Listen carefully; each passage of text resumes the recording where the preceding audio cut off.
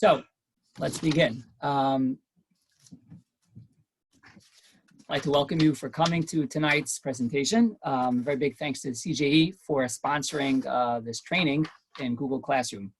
I know it's a weeknight and you had school today, and you're, have lots of lots of things to do. So I appreciate your time. I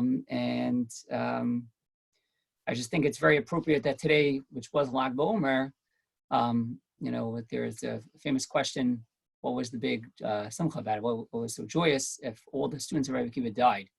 So there's an answer which may be based in Pri Chadash that at this point Rabbi Akiva started 5 new students and they didn't die, and he continued through that. So I think it's very appropriate in this time that we're learning new methods to teach, even though a lot of what we've been doing until now we can't use anymore. So I just think it's a very opportune time for this, and I'm happy to be here to help that along. So just a little background. My name is Shraga Rothman. I have been teaching for around 10 years now. I've taught in many different schools and levels, elementary, middle, and high school. Past 4 years, I've been teaching at Berman Academy in Rockville. I also have a master's degree in clinical counseling from Johns Hopkins, and I work as part-time as a therapist. Most recently, I joined JETS Israel as a presenter for them. So if you could just put in the chat maybe what your name, where you teach, that'd be appreciated. Seems that there's only one. Yeah. Thank you so much.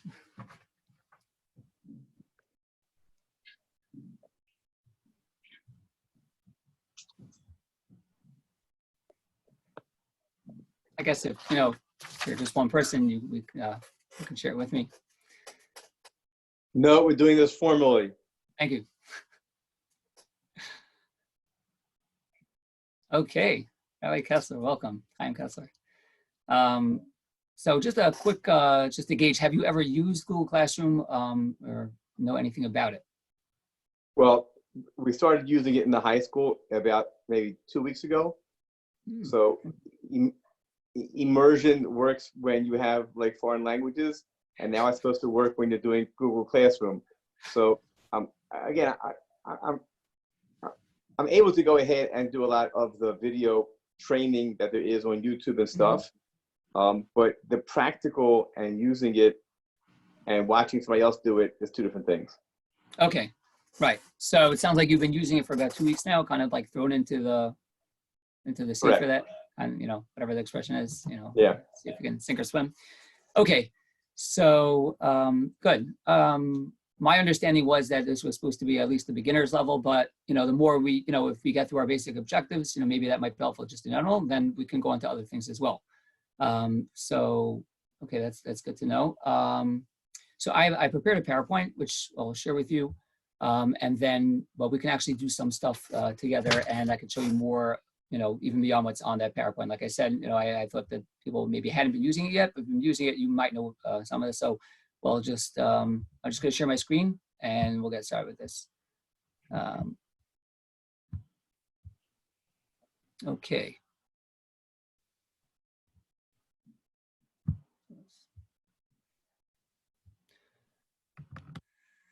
Okay, so anyway, just today's objectives, because we always want to have those in mind. By the end of this training, you should have some basic understanding what it is. So it's very likely that you may have a basic understanding, but just we'll go through that maybe a little quickly.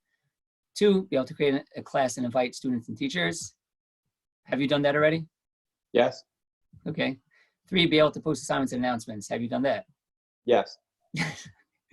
And if we have time, some of the other things. Okay, so I'll go through the other stuff rather quickly, and then we could see what else. So actually, let me ask you, what do you hope to gain out of this? Because again, it's going in a slightly different direction than I had at first envisioned, which is fine, but I just want to know maybe where I should gear it more towards.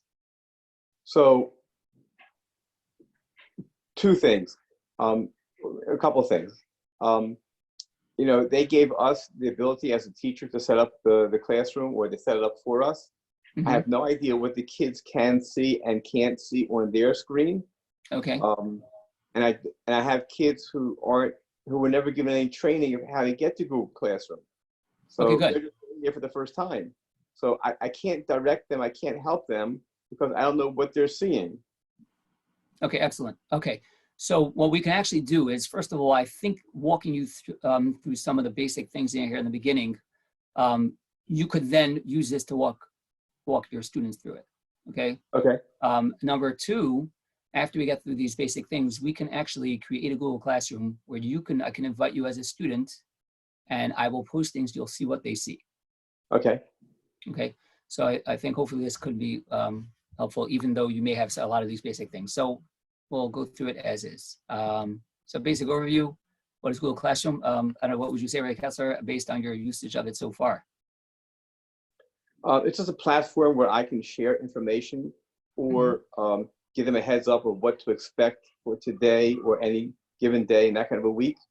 It's a place where they can do work and then return the work to me, and that can be our place where we can meet together, so to speak. Okay, so yeah, that's definitely a good part of it. It's a tool. You can post assignments like you said. You can receive completed work. You can post other materials. You can give reminders, return grades. You can actually create grades. I don't know how much do you use Google Docs at all, Google Slides, any of those things? Or not yet? So again, so part of the process is a learning process. So when I was giving out a worksheet, which was a PDF in a math class, right. And then they say, well, they can't write on it. Excellent. That's very back. Okay. So then I went and I watched the video how I can change that PDF into a Google slide and make places where they could actually write things down and return it to me. Good. Or I can make it into in some cases, I can make something into a Google Doc and then have them write their answers in the Google Doc. Right, exactly. That's what I was going to say, is that some of the things you can do, and then nothing has to go through paper. It's all like, correct. Okay, good. So it sounds like you're hitting on some of the things, and I can help you with some of those things a little bit more, but it sounds like you actually have a very good start, using a lot of the tools that are there. So yeah, so I would say, just Wikipedia, pretty much simplifying, making things paperless, having just one platform where really a tremendous amount of, distributing, communication and distributing materials and, back and forth between teachers, you'll never lose that piece of paper that, or the student would never lose it. Just he'll go back to that date and he'll find exactly what you posted there. Okay, so that's, yeah. So as far as creating classes now, so this is again from the teacher's end, but when you see it, you'll be able to guide the students through it. So at some point I'm going to stop sharing, and we're actually going to do it, together. And you could be the student receiving the invite and etc. So just, I don't know if this is what you did or if they set it up for you, but in the future, if you're planning to set up more classes, which is very likely, you're going to need to know some of this. So you want to open a tab in Google Chrome, okay? Find the nine dots in the upper corner. So if you can just see this here, right over there, you probably know that. And then you will find Classroom, which looks like that little, that you'll find a box. Sometimes you have to scroll down a little bit to find it. Yeah, but it's there. Go to the plus sign next to, so once you click on the Classroom, you're going to see there's a plus sign next to the 9 dots, and click on Create Class. So have you done that for yourself? So interesting. So they did all this for us. They gave the kids Chromebooks, and the only thing they can do in the Chromebook is Google Classroom and Zoom. Oh, wow. Okay. Cool. That's pretty good. Okay. So the problem, again, the technical problem that just interesting just for what happens sometimes. They didn't think about how kids could print things out. So there was no Wi-Fi capabilities or Bluetooth capabilities, and they couldn't plug anything in. Okay, so I think they resolved that, but also like Word isn't installed there, so any that's formatted in Word, when they go to Docs, it doesn't have the same format anymore. That's right. In math, when you're doing math stuff. Okay, so right, but yeah, those are part of the learning curve of what you have to learn to do these things. So the process that you're going through, which is very helpful and I appreciate, but understand that a lot of the stuff was done, or it's not as forgiving because they don't have as much there to work with. Right, right. Yeah, no, I hear what you're saying. I would just say that if you're going to be creating new classes, and conceivably that will happen unless you're saying they would do it for everyone, meaning there is certainly a possibility, I hate to say it, of classes not beginning in the fall live, right? Or if at any point you want to create a new class and scrap the old one, it's just good to know how to do it. Yeah, yeah. Okay, so this is that first step, just creating a class. If you want, we could do that together in real life here. So I would just stop the sharing for a minute and just share a second. Sorry. Just exit from here.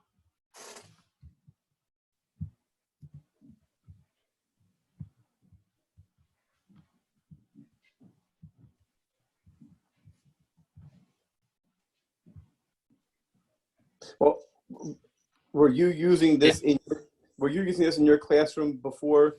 I mean, we say BC. Yeah, exactly. So so in Berman, actually been using this for years already. That is the platform that all homework is given, and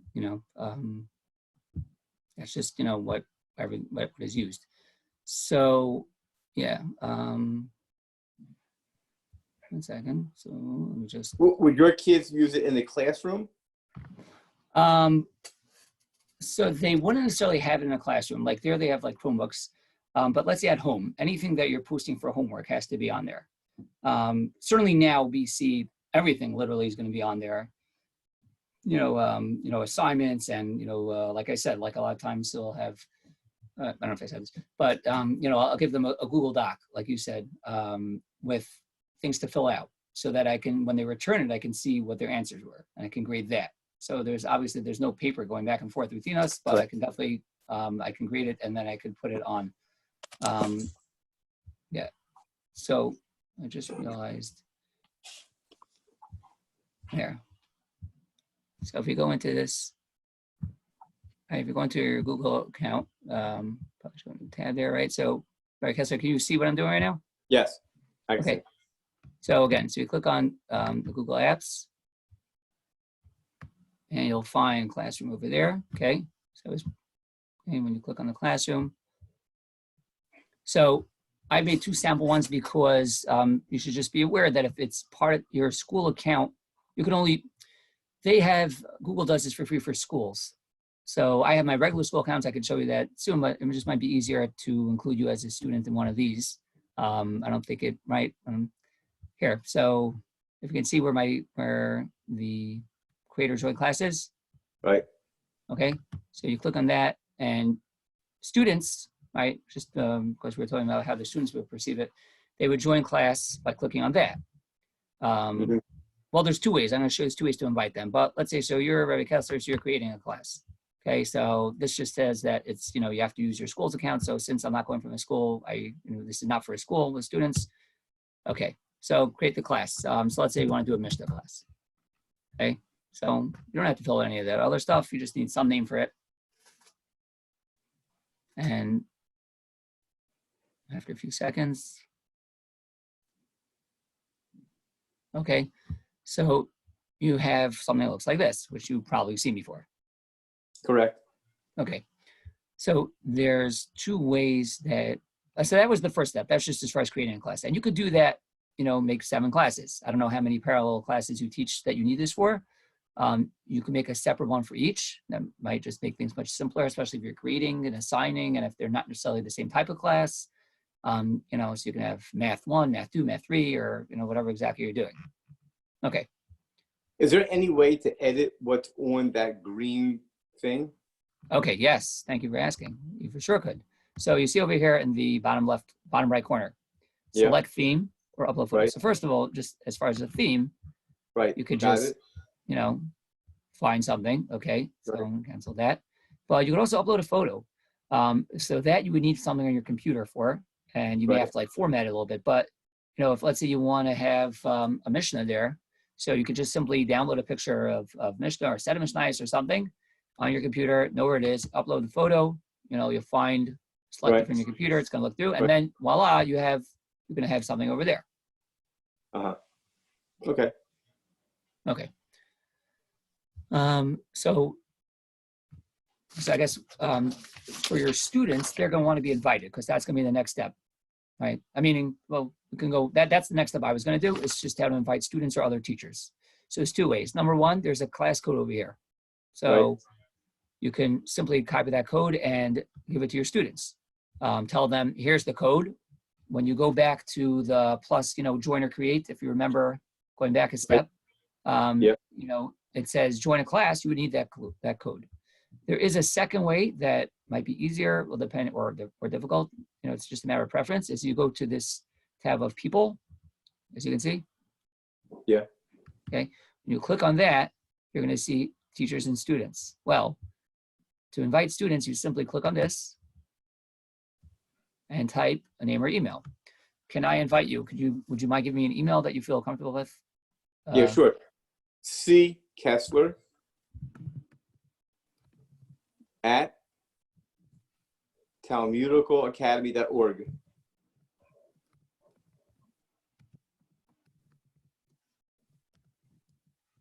Okay, so that came up. Now, you could be doing that for lots of your students, depending. So like in Berman, this is actually fairly easy because you could just start putting in the first, couple of letters of the name and like tons of a bunch of names will come up and you could just and then instead of inviting and going back, you could just put the whole entire class at one time, 20 students, and then just do invite. Okay. So if you've just been invited. So if you want to see what a student sees, because you were just invited as a student, you can go into your email right now. So I'm afraid I'm going to lose you, but I'm going to try this. Yeah, you shouldn't lose me because you'll still have, your Zoom in the bottom, tab over there. We'll see. Well, can you still hear me at least? Yes. Okay, good. So I didn't get anything yet. Maybe try refreshing your email.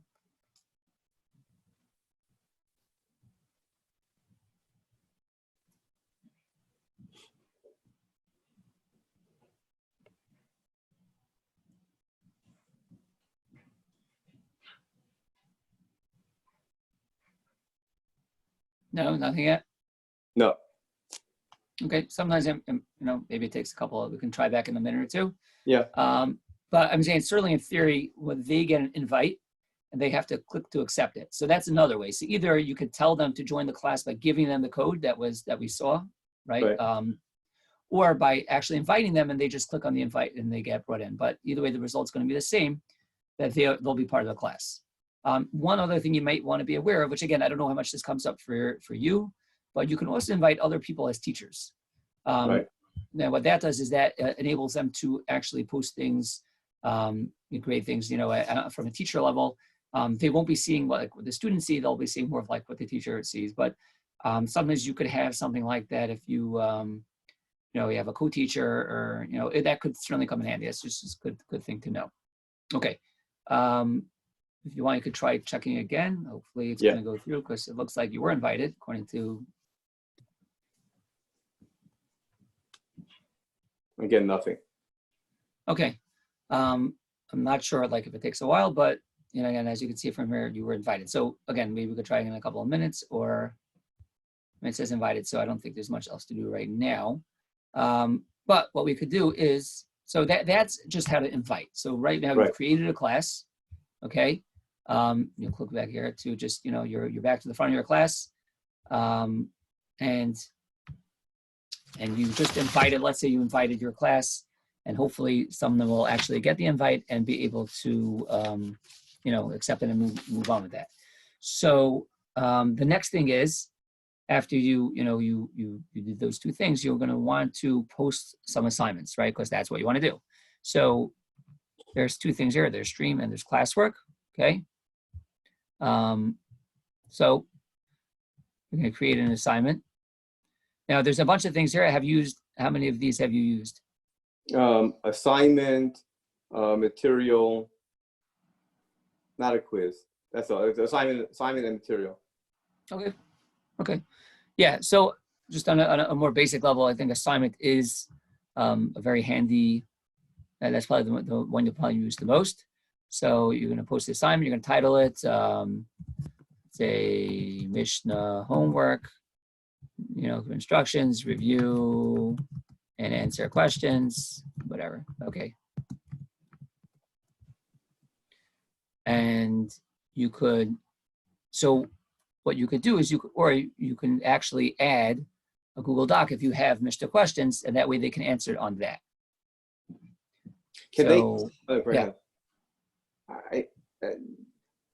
When I create a Google Doc or whatever it is that I'm adding, I think there's a setting that I can give it to each student, but they can't edit.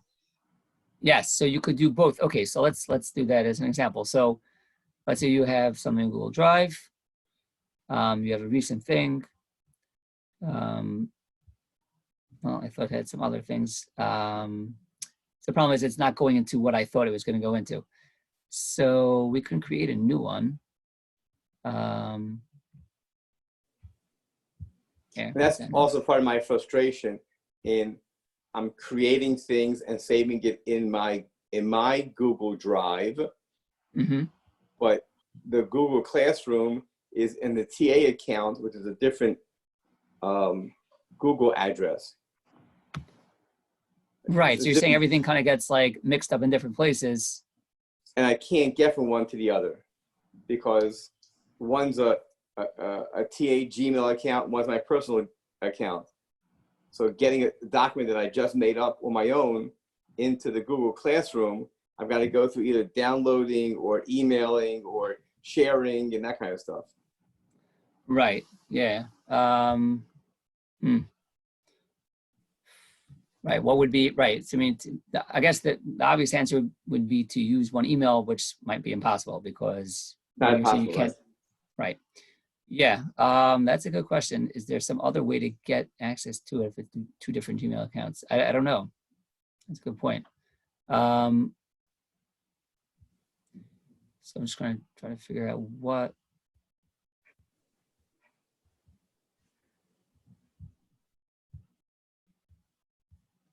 And problem is that this is really.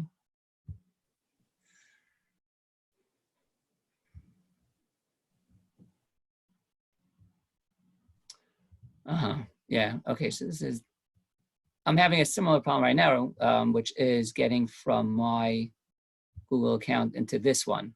It's like the recent ones are not, well, let's say this right here. So it doesn't really matter what it is, but the point is like this. Yeah.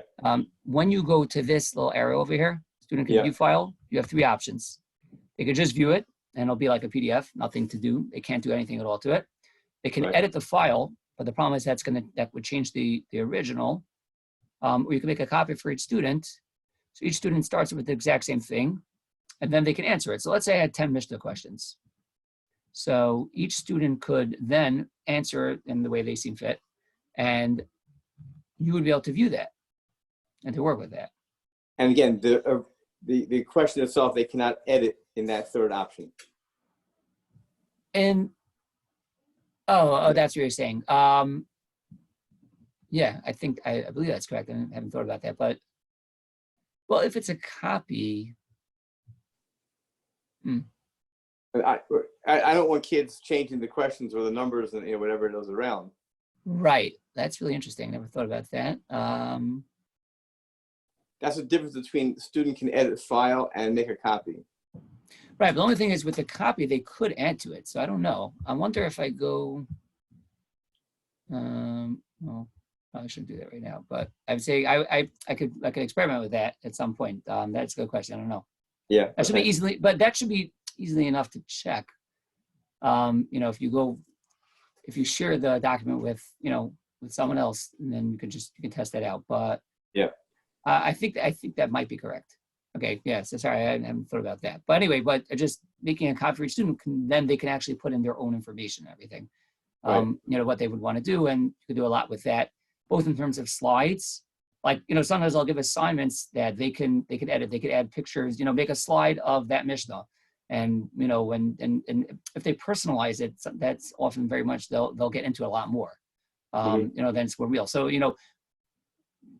own it in some way, whether it's art, some type of pictures. And I understand, right, that also has, its limitations, and, you have to see what they can do or can't do. But when they can edit it, then they can put in things that are meaningful to them. I think there is a lot more buy-in from their end. Okay, so that, I mean, was that helpful at all? Just seeing, meaning you knew about that, you're just not sure if they can change it with make a copy? Yes. Yeah. So I think so. I think that's the difference. You can edit and make a copy. Okay. Okay. Yeah. So that's as far as making an assignment. Over here on the side, you can have for different classes. Right. Right. For all students or some students, you can either make it ungraded or graded, or you can change the grading.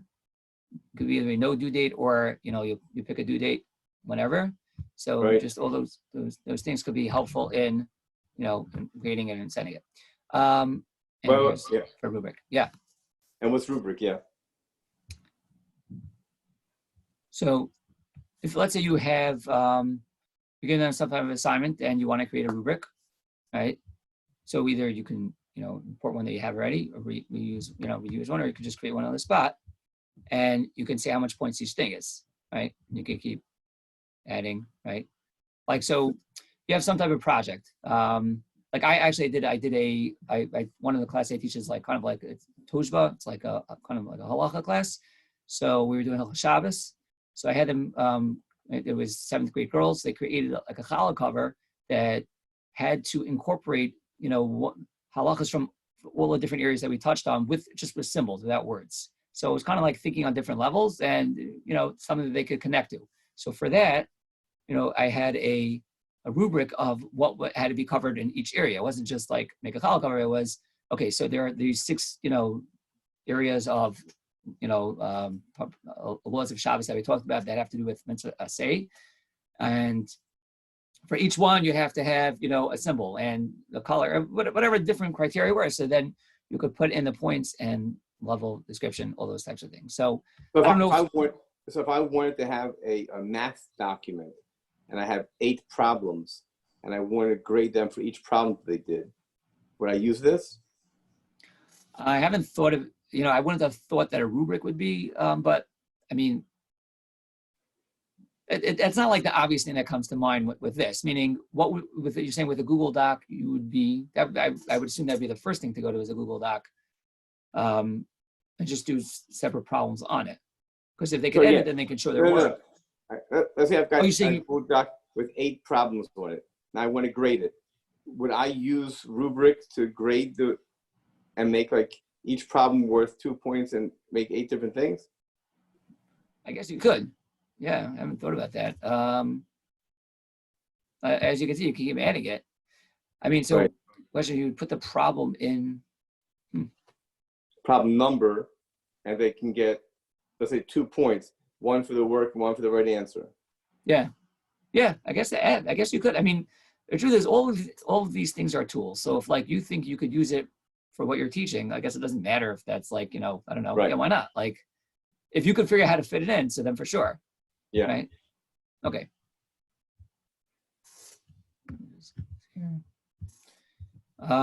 Fine. So that's as far as an assignment. Okay. Anything else you want to know, over here, where it's a lot of itself, play around with it. But yeah. So now we'll go to the upper right-hand corner.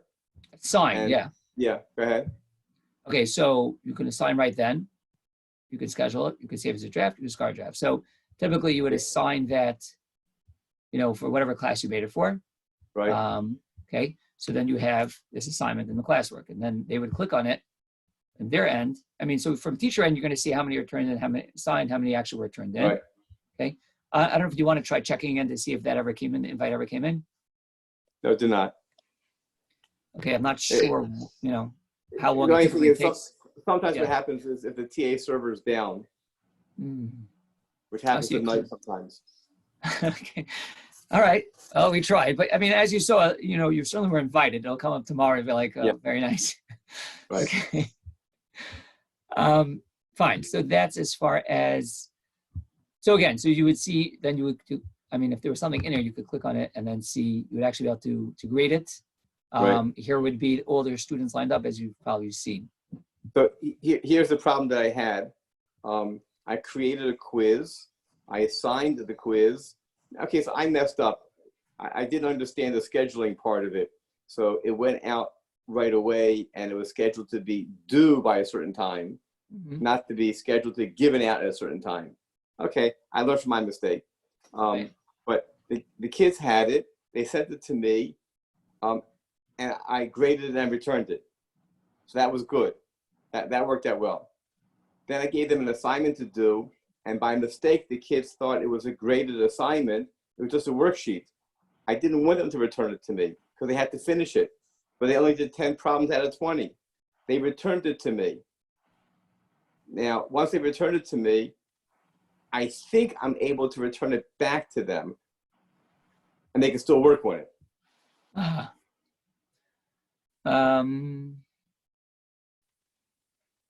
think there might be something about unsubmitting it, maybe even from their end.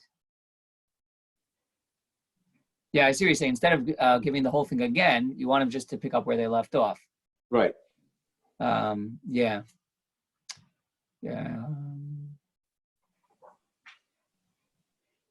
I'm glad you're having this reaction, because if I'm doing this like once or twice, this is the time of doing it, and I don't know what to do. So it's, oh my God, this is so simple. I can't figure this out. But if you've been using this for a year or two, I've been using it for a number of years already, right? And I mean, it's a good question. It could be that this might be something obvious. I seem to remember that they can unsubmit it once, even though they submitted it already.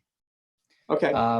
That's I mean, again, if we actually had like you invited, we could actually play with a lot of this right now, and you would see what from their end. Right. Offhand, I'm sorry, I don't recall exactly about that. I can try to look into it for you.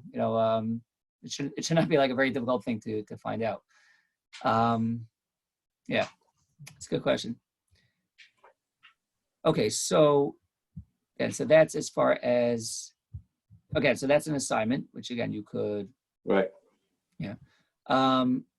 Now with people, if you have a whole bunch of students, you can also invite their guardians, if parents, depending on, I don't know if there's any expectations for that or not, or it might be good for some specific ones. You don't have to invite all of them, you can just invite some of them.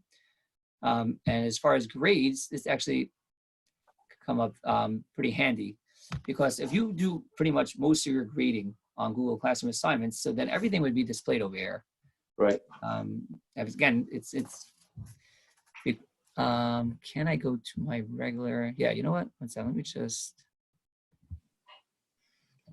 Oh no! Right. Problem is I can't go to my usual school account because student privacy. I don't think it's recommended to have it. But I mean, okay.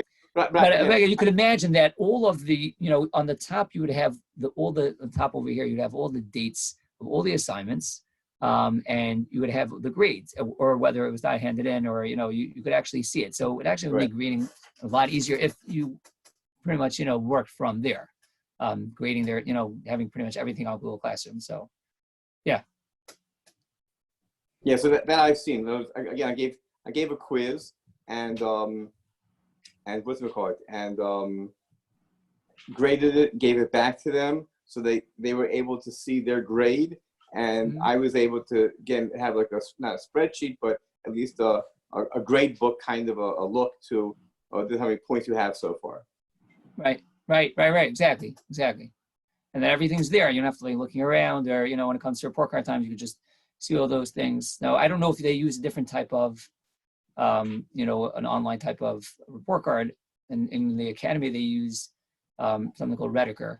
So I do have to transfer grades from, let's say from Google Classroom to there, but at least everything is kind of like, it's organized. You could just see what it is and put it in. Or you could just be going, as you get it, you can transfer from there to there. Maybe one day we'll figure out something. Do you give the kids quiz or tests to do in this environment? So Not in the regular sense. Let's say, so today we finished, let's say, a parak of Mishnah. So what I assigned was they had to create slides on, there were, let's say, 5 Mishnayos in the parak. So they had to create 5 slides, one for each Mishnah, to give the main idea. Any machlokas in the Mishnah, we do a halacha, and then also like personalize a little bit, find a picture that kind of matches it with the Mishnah and explain it. Like, how does that match? So that, again, shows they're thinking just in a different way and can give them a little bit of ownership over it, which, right. So, is that a formal test? It's not like the exact same, because the assumption is you can't make anything closed book because there's no way to really enforce that, right? So, okay, it's open notes, but now you're going to have to go through those notes and really figure out what's the main point here. I'm going to grade you. How well are you understanding this? Can you summarize those notes in your head? And the requirement was only 1 or 2 short sentences. So they can't be writing a whole paragraph. They really have to crunch it. So I think, in that sense, right. But what I've been doing has been grading. That's where Google Classroom actually does come in more so now than ever before, is that every day, so what they did is they divided up, basically you teach every class every other day. So every time I have that class, I give them classwork that's graded and homework that's graded.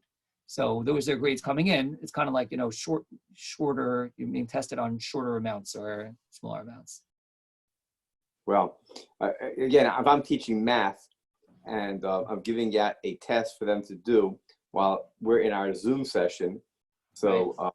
It's great. So they have their phone under the tablet or computer and they're sharing on WhatsApp their answers with each other, or somebody's taking a picture of the problem in photo math and then going ahead and having photo math solve it for them. Right. So yeah, that is a big challenge, right? I don't know. I mean, one of the things that, again, this wouldn't apply to math, but let's say for Mishnah also, I want them to read and translate. So I said, you're going to send me a recording of you reading and translating, but doing it in a way that I can see that you're reading off a regular Mishnah. Now, is that a perfect, right.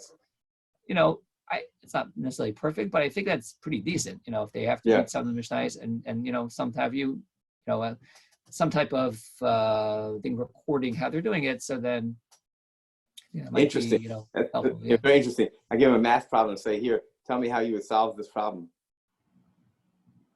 Right. Go from step to step. Very interesting. Yeah. So maybe you could try like that, and it just get one problem and just, you'll see they have the basic concept or not. Right.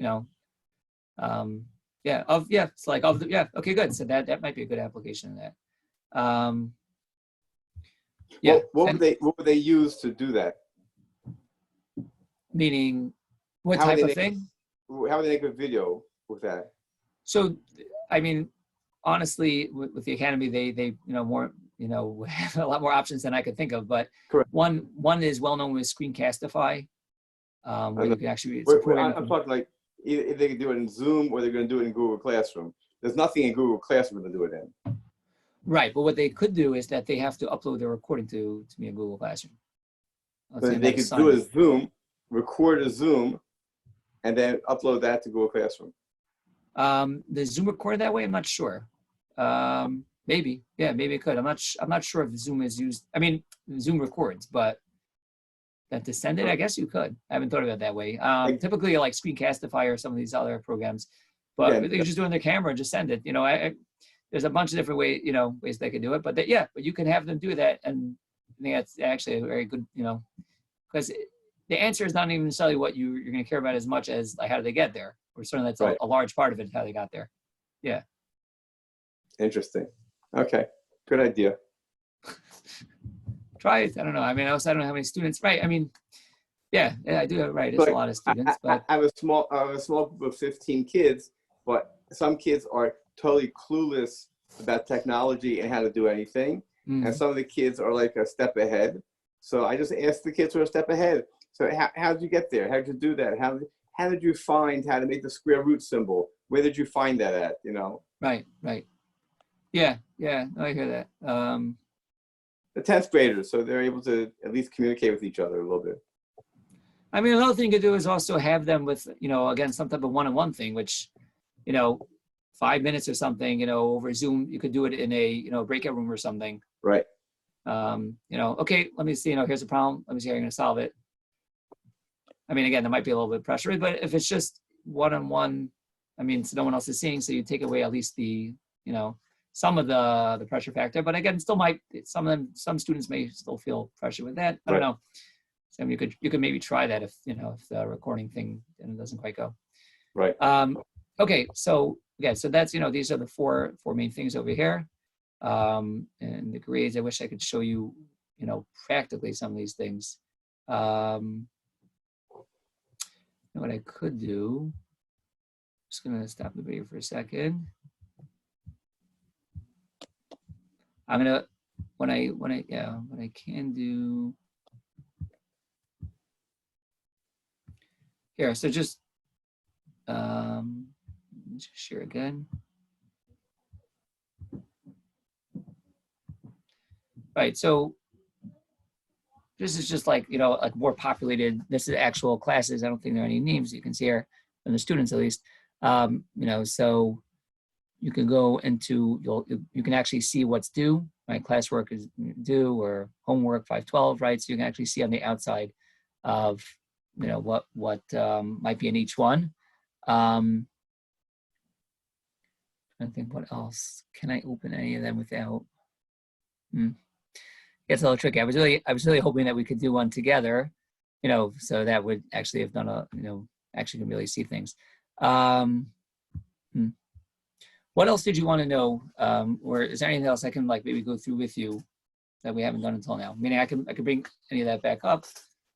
Well, again, what's important for me to hear is from people who have used it or are using it, how they're using it, and the fact that I'm not missing anything that I should have known about. I'm pretty much doing all these things.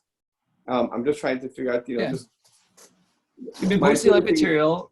Yeah. My important thing was how to share material with them.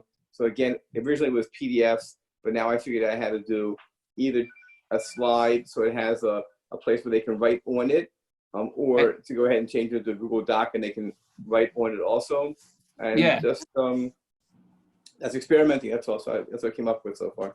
Yeah, so I think, right, I was going to say a lot of this is once you at least start in it, and I honestly, because I think after 2 weeks, I think you're doing pretty absolutely amazing. I think you're a lot ahead of for sure where I was 2 weeks into it, years ago. But like you're saying, once you get past the initial, mental block of I don't even know where, I don't know where I am. I don't know, right? But so you can start playing around with different settings and different things. I would just say that the Google Docs and Google Slides, making a copy for each student is unbelievable. It's really an unbelievable asset because you can, like I said, they can create all types of stuff, and you feel comfortable doing things with, manipulating the material and ideas and finding, and then you can grade it. Then you can give feedback. Did you see any of the feedback things? Are you aware of that? How to put comments when you grade it? I think right now it's set up in such a way that they can't make comments. No, but that you could comment to them. Again, on an assignment that they handed in, I make comments on their things. Yeah. Right. So you know how to put comments. Okay, good. Right. And how to post it and everything. Right. Because, if I'm grading all this classwork, so I'll say, recheck question number 12, that's why I took off 2 points or whatever, right. I'm not going to write all that. I'll just write check question 12 and, I'll give them 2 points less. Yeah. Right. But that feedback is also very important because when they get the feedback, they can either change it or at least, know for next time. Right. One of the issues I would just say is that I don't know what setting you have as far as them getting emails about it, because that might be better in some ways, because sometimes they'll just get flooded with every time you post something or, it depends what. So at some point they stop looking at those emails, but putting reminders on the, you saw the, what's it called? The post, just post reminders or post, materials. I mean, anything, that you want to give them. Like, again, I'm just thinking for myself. So for Mishnah, we used to do translation in class.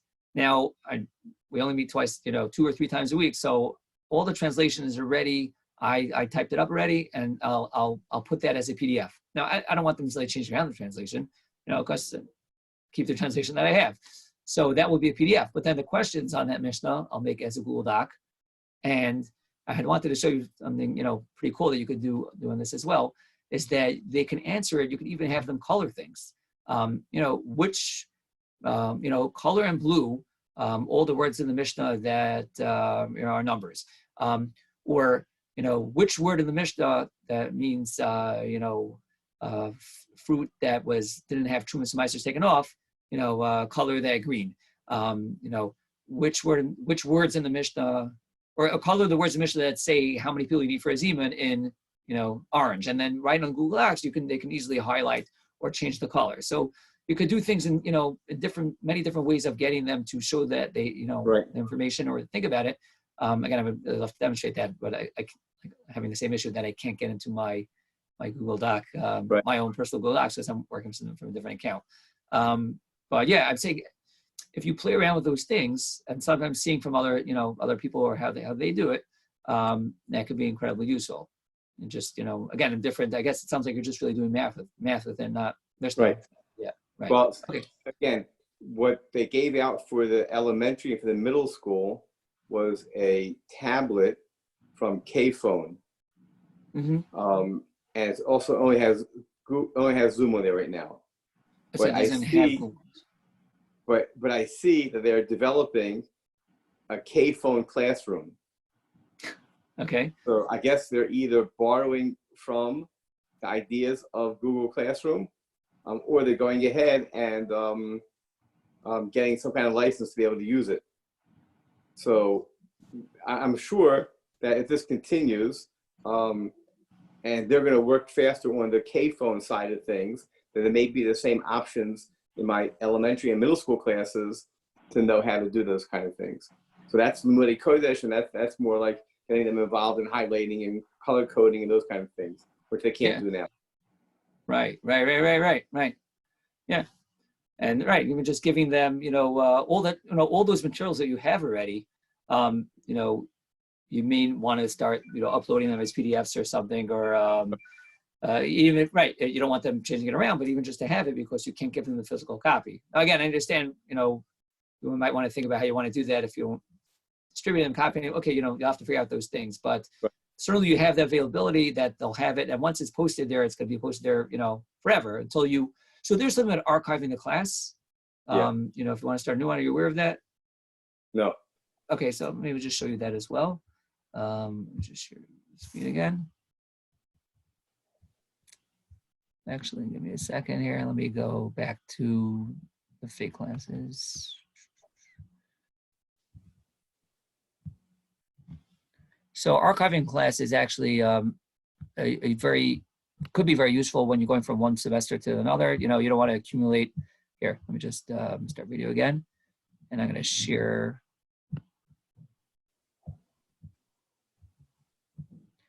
Now, the nice thing about archiving is that you're not actually you're not deleting it forever. You can always come back to it. So here, so let's say we have this classes here, okay, and I don't really need this sample class anymore. So you can move it, edit, copy, or you can archive it. Now, when you archive it, it goes away, but you're also able to get back to it, right? All class files remain in Google Drive. So it's going to be off you won't be in your screen for, let's say, this year, but if you need to get back to it, so just for example, this is actually a very useful thing to know, Rabbi Kessler. You could reuse posts. So let's say you have a few parallel classes that are basically doing the same things. I have this with Mishnah all the time. You could reuse a post that you gave. Yesterday I did a Mishnah Hey with that class. Today I'm up to it. So instead of doing a whole new thing, I'm going to reuse the post, and they'll say, which class do you want to reuse from? Okay, so I want from the Mishnah class. Okay, and then we'll find, this is exactly what I want to use, and I'll click on that one, and you can reuse it. You can edit it. You'll see what it is. It doesn't go automatically. You can add to it. You can change some things around, or if it was perfect as was, you could just assign it.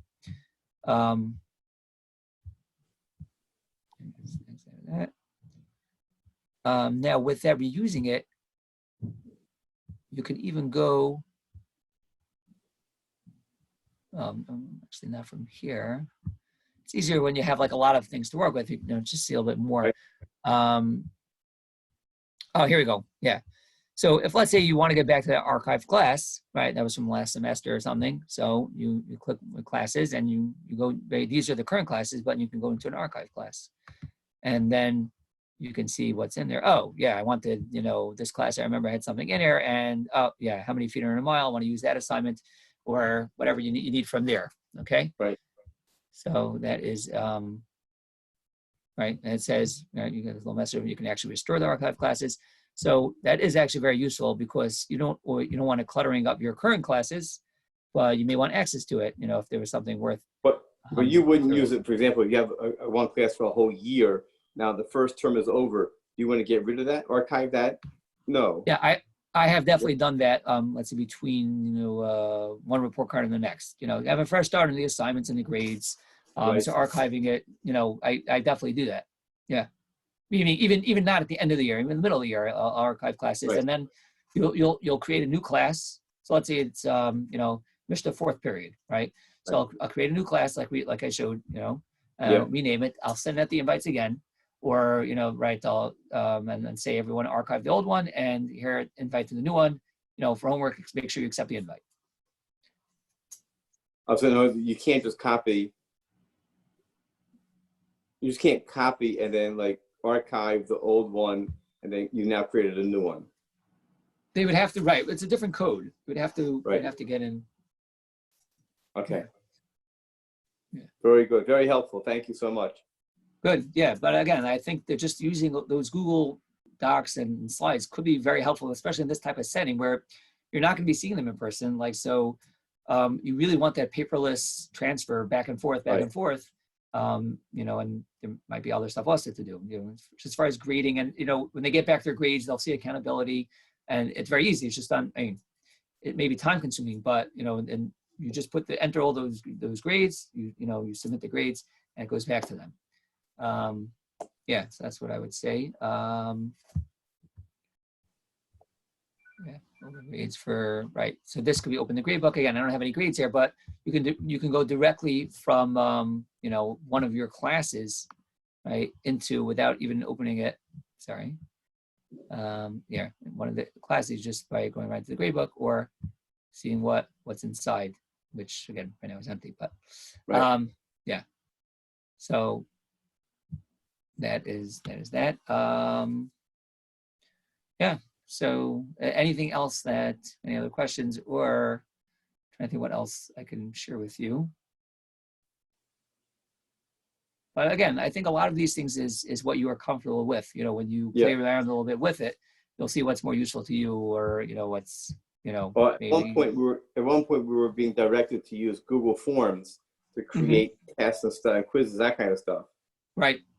And that was a disaster only because in a math class, the formatting of exponents or roots and that kind of stuff, which I could do in Word or Google Docs, wasn't possible in Forms. So I lost all the formatting, and they couldn't do any formatting in their answers. So that became a disaster. That's why I went to giving them a quiz in Google Docs, and I had them write on the doc itself as opposed to Google Forms. Right. And you made a copy for each one? How else would they answer it? And they had to download the Google form and fill it out, and then it would automatically store the answers. Right. So they wouldn't even have to download it.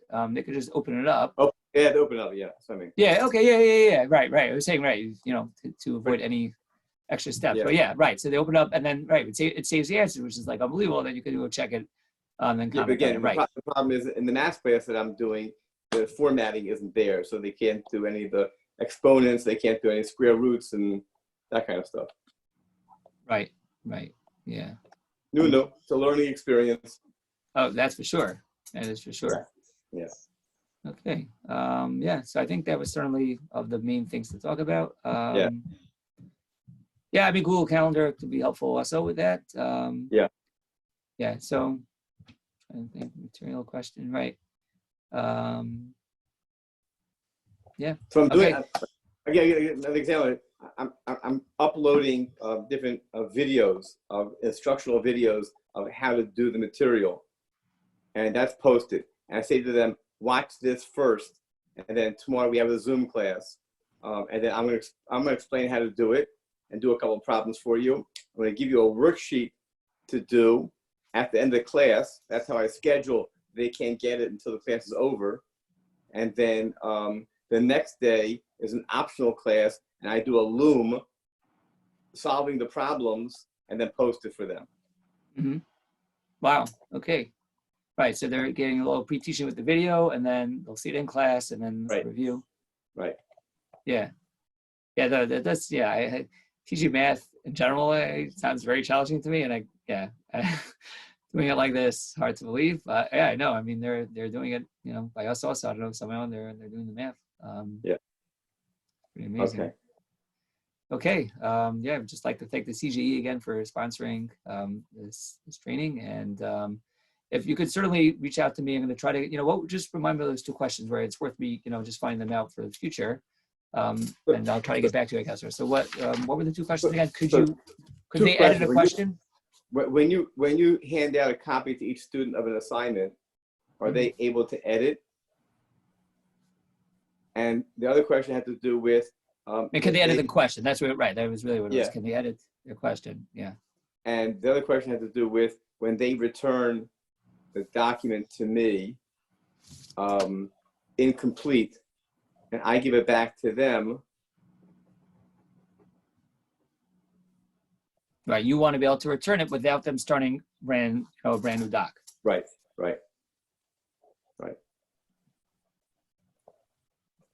Very good. Okay, fine. Thank you very much for participating, and I apologize about the confusion in the beginning. No problem. Good seeing you. Yeah, right. This is right. Yep, a far cry from the streets of Yerushalayim, but okay. That's Israel. Soon. Amen. Fine. Very good. Yeah, okay. I will try to get back to you about these 2 questions, and Great.